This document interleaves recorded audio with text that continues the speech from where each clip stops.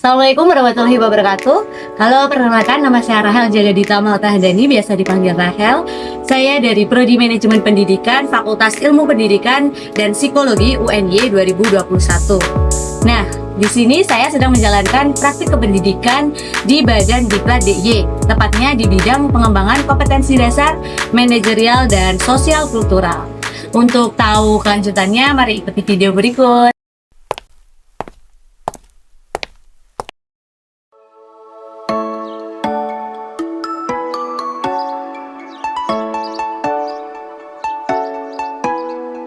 Badan Pendidikan dan Pelatihan Daerah Istimewa Yogyakarta merupakan lembaga pendidikan dan pelatihan yang terakreditasi. Terletak di Gunung Sempu, Kelurahan Taman Tirto, Kapanewon Kasihan, Kabupaten Bantul, DIY. Saya telah melaksanakan praktik kependidikan di Badan Diklat DIY, tepatnya di bidang pengembangan kompetensi dasar, manajerial, dan sosial kultural, di mana bidang ini merupakan bidang pengelola penyelenggaraan diklat di Badan Diklat DIY.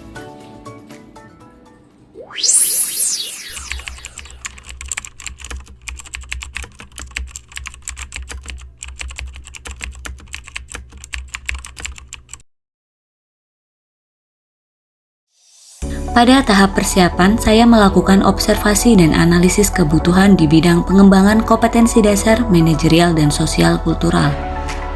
Dibersamai dengan salah satu staf bidang menggunakan teknik observasi dan wawancara. Setelah melakukan analisis kebutuhan dan menemukan rancangan program, langkah selanjutnya yaitu mengkonsultasikan kepada dosen pembimbing lapangan atas apa yang telah diperoleh, dan melanjutkan program jika disetujui oleh pihak staf bidang dan DPL. Jika program sudah disetujui, maka langkah selanjutnya yaitu mengidentifikasi kebutuhan sumber daya dan melakukan pemaparan program. Memasuki pada tahap pelaksanaan. Yang pertama dilakukan yaitu melakukan riset buku panduan pelatihan yang akan dikerjakan, dengan melaksanakan identifikasi kelebihan dan kekurangan dari setiap buku panduan pelatihan. Identifikasi ini dilaksanakan dengan tujuan untuk menganalisis dan menyempurnakan buku panduan yang akan dirancang. Penyusun juga melakukan riset untuk mencari inspirasi terhadap penyusunan buku-buku pelatihan di media sosial. Berdasarkan hasil riset yang telah dilaksanakan, terlihat bahwa buku panduan pelatihan yang telah disusun sebelumnya memiliki desain yang cukup monoton, di mana penggunaan desain, layout, dan template pada setiap jenis kegiatan pelatihan hampir memiliki persamaan. Tahap kedua yaitu melaksanakan uji coba pemanfaatan fitur mail merge pada dokumen isi buku panduan. Dengan menguji penggunaan fitur mail merge dalam pengelolaan data secara otomatis pada buku panduan. Fitur ini memungkinkan integrasi antara dokumen utama, yaitu isi buku panduan Microsoft Word, dengan data variabel, seperti angkatan atau informasi lainnya yang tersimpan dalam database Microsoft Excel. Jika uji coba berhasil, pemanfaatan fitur ini dapat diterapkan kepada isi dokumen. Selanjutnya tahap ketiga, yaitu menyusun layout dan template panduan pelaksanaan pelatihan baik PKN, PKA, PKP, dan Latsar CPNS. Penyusunan layout dan template disesuaikan dengan tingkat dan jenis pelatihan. Layout disusun dengan menggunakan media Canva untuk merancang header dan footernya. Elemen yang digunakan untuk desain layout isi buku panduan disusun melalui Canva dan diaplikasikan terhadap Microsoft Word. Elemen yang didesain disesuaikan dengan jenis pelatihan yang disusun agar desain konsisten. Berikut dapat dilihat perbedaan layout sebelum dan sesudah optimalisasi pemanfaatan teknologi informasi dalam penyusunan buku panduan. Tahap keempat, merancang desain cover buku panduan pelatihan PKN, PKA, PKP, dan Latsar CPNS. Dimulai dari penelitian tentang tema, nilai, dan tujuan dari setiap jenis pelatihan, penyusun desain perlu memahami sasaran dan tujuan utama buku panduan. Penyusun memanfaatkan aplikasi Canva dalam merancang cover untuk mengasah kreativitas penyusun memanfaatkan elemen dan fitur di aplikasi tersebut.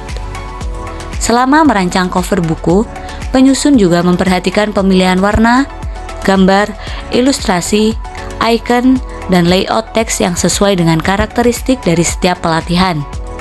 Setiap elemen harus selaras dengan nilai-nilai yang ingin ditonjolkan dari masing-masing jenis pelatihan, baik itu PKN, PKA, PKP, dan Latsar CPNS. Selama tahap pelaksanaan, penyusun juga tak lupa untuk melakukan monitoring secara berkala. Monitoring membantu memastikan bahwa proses penyusunan layout, template, dan desain tidak tertunda atau keluar dari rencana. Monitoring ini dilakukan oleh penyusun dengan mengisi lembar monitoring program.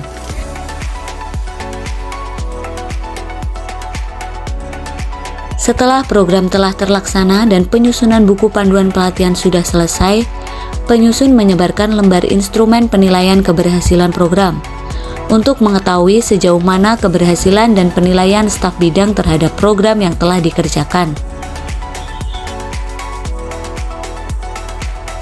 Berikut hasil dari penyusunan buku panduan pelatihan dengan optimalisasi pemanfaatan teknologi informasi.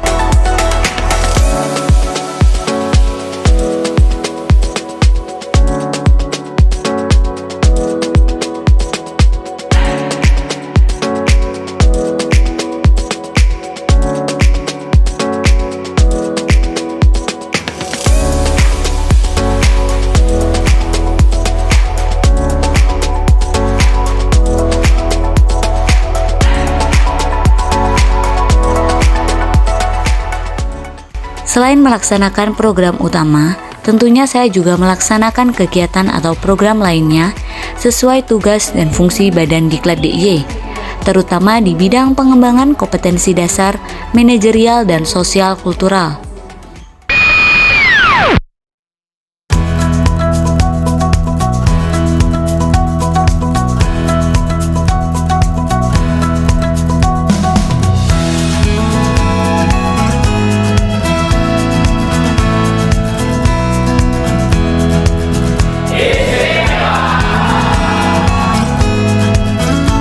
Kami satu tim PK Badan Diklat DIY juga menjalankan program pembuatan video ucapan keistimewaan DIY yang ke-12 tahun.